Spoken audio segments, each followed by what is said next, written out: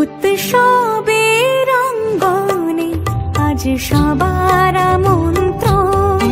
উৎসবের অঙ্গনে আজ সবার। সবাই কেমন আছো? আশা করি তোমরা সবাই ভালো আছো। আমি খুব ভালো আছি।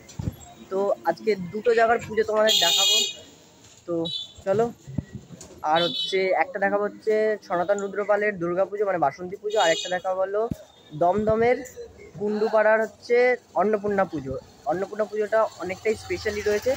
চলো ওখানে কি কথা হচ্ছে, এখন যদি সব বলেই দিই তাহলে তো হয়েই গেল, তো বেশি কথা বাড়াবো না, চলো শুরু করা যাক। আর যারা আমাকে চেনে না, আমি রে, আর তোমাদের একটু ইউটিউবার না ইউটিউব চ্যানেল, তো চলো শুরু করা যাক। চলে এসেছি উল্টোডাঙার খুব জনপ্রিয় একটি স্টুডিও, সনাতন রুদ্রপালের স্টুডিওতে। তো এখানে কেন এসেছি, তো চলো ওখানে গিয়ে দেখাই। তোমরা হয়তো থাম্বনেল দেখে বুঝে গেছো।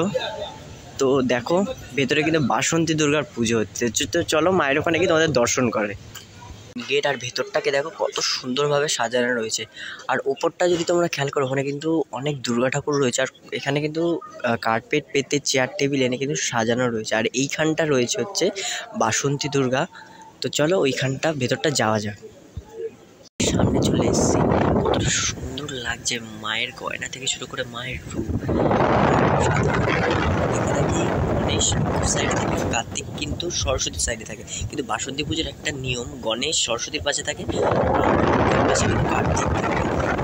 আর চালচিত্রের কাজটা দেখতে হচ্ছে কতটা সুন্দর লাগছে। ওপরে কিন্তু রাধাকৃষ্ণ থেকে শুরু করে সিংহ কতটা সুন্দর করে সাজিয়ে তুলেছে।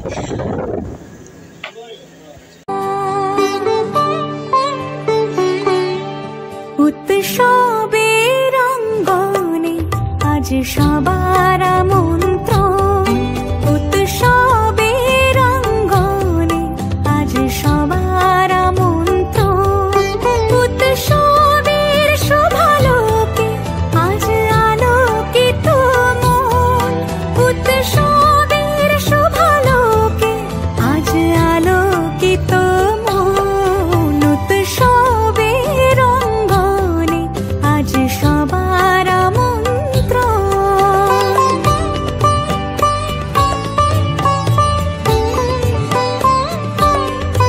তো এই সাইডে রয়েছে মা শেরাওয়ালি। দেখো কতটা সুন্দর ৮ হাতের মা শেরাওয়ালি সিংহর উপরে বসে রয়েছে। সিংহটা কিন্তু পুরো রিয়েলিস্টিক লাগছে,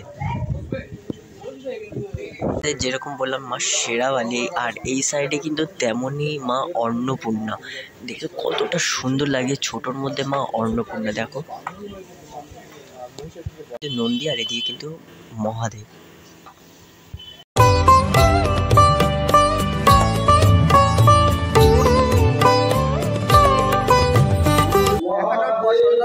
বাসন্তী পুজো দেখানোর পর এখন চলে আসলাম বীরপাড়া লেনে।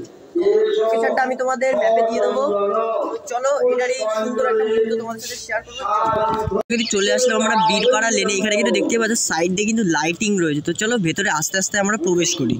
পুরো মায়ের সামনে এসেছি, কতটা সুন্দর লাগছে। আর এখানে কিন্তু সপ্তমীর পুজোর যে অঞ্জলি কিন্তু শুরু হয়ে গেছে। আর এই পুজোর একটাই স্পেশালিটি রয়েছে, মা অন্নপূর্ণার সাথে কিন্তু সাধারণত শিব আর নন্দী থাকে, কিন্তু এই পুজোর স্পেশালিটি রয়েছে যে মায়ের সঙ্গে লক্ষ্মী সরস্বতী কার্তিক গণেশ কিন্তু রয়েছে। কতটা সুন্দর লাগছে মাকে। আর অন্নপূর্ণা পুজো কিন্তু 5 তারিখ দিয়ে শুরু। আর এই পুজোটা কিন্তু দুর্গা পুজোর নিয়ম মতন হয়। একটা জিনিস খেয়াল করো, ঠিক মা অন্নপূর্ণার ঘটের পাশে একটা ছোট্ট পিতলের কিন্তু মা অন্নপূর্ণা রয়েছে। এটা কি সুন্দর করে কিন্তু সাজানো রয়েছে পুরো ঘটের সামনে।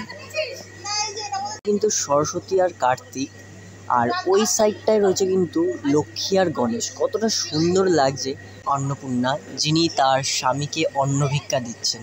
কি সুন্দর মায়ের এই মুখটা দেখো, স্নেহ মায়া ভরা মায়ের মুখটা। শিউলি সুরভি মিশে যায় উৎসব উচ্ছ্বাসে। উৎসব উচ্ছ্বাসে, উৎসব উচ্ছ্বাসে। উৎসবের অঙ্গনে আজ সবার আমন্ত্রণ। উৎসবের অঙ্গনে আজ সবার আমন্ত্রণ। অবশ্যই কমেন্টে জানিও। তো দেখা হচ্ছে নতুন কোনো ভিডিও নিয়ে। আর এই মা অন্নপূর্ণার স্পেশালিটিটা তোমাদের কেমন লাগলো কমেন্টে জানিও, আর বন্ধুদের সাথে বেশি বেশি করে শেয়ার করে দিও। তো চলো দেখা হচ্ছে নেক্সট ব্লগে।